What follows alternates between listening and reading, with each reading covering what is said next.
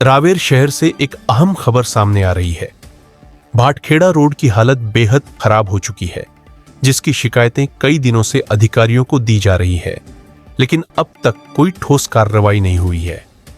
अधिकारियों की अनदेखी से नाराज होकर वसीम शेख, नगर सेवक सफदर पहलवान और उनके साथ मित्रों व परिवारजनों ने भाटखेड़ा रोड पर खड़े होकर शक्ति प्रदर्शन किया।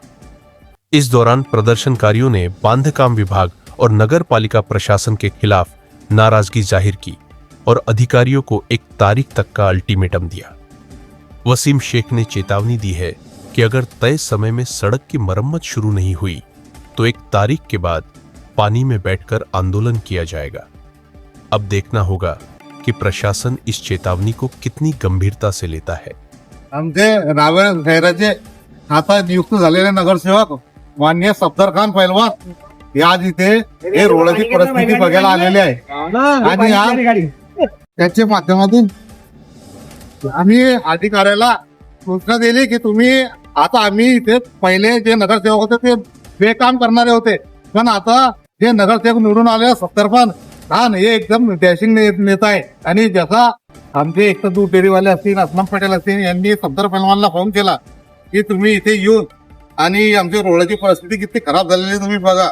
त्यानं परिस्थिती बघितली आणि अधिकाऱ्याला फोन केला की तुम्ही लवकरात लवकर निर्णय लावा, नाही तर मी इथे रस्त्यात बसून आंदोलन करणार आहे.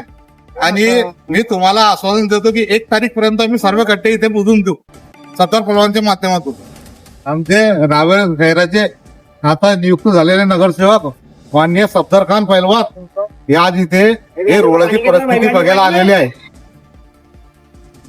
1 वर्षापासून या रस्त्यासाठी PWD आणि नगरपालिका यांना तक्रार करतोय की रस्त्याला येणारे जाणारे हे उठखेडा भाटखेडा मार्ग आहे आणि इथे लोकांना इतका त्रास होतोय की 100 टन म्हणजे लोकांना जायला रस्ता की आज तुम्ही परिस्थिती बघू शकता. हे पाणी एक 2 फुटाचे गट्टे पडलेले आणि काही लोकांना काय केलेलं आहे, इथे रोडावर अतिक्रमण केलेलं आहे आणि अतिक्रमण टाळण्यासाठी मी नगरपालिकेला विनंती केली की तुम्ही कायदेशीर कारवाई करून अतिक्रमण काढा, पण 1 वर्षापासून अधिकारी काही प्रतिसाद देत नाहीये. आणि मी हे व्हिडिओच्या माध्यमातून आपले रावेर यावल मतदारसंघाचे आमदार अमोल भाऊ जावळे यांना सुद्धा विनंती करतो की तुम्ही हे रस्त्याची परिस्थिती सुधारा, कारण येणाऱ्या 20-25 वर्षापासून हे रस्ता इतका खराब झालेला आहे, आम्ही एवढी परिस्थिती खराब झालेली आहे.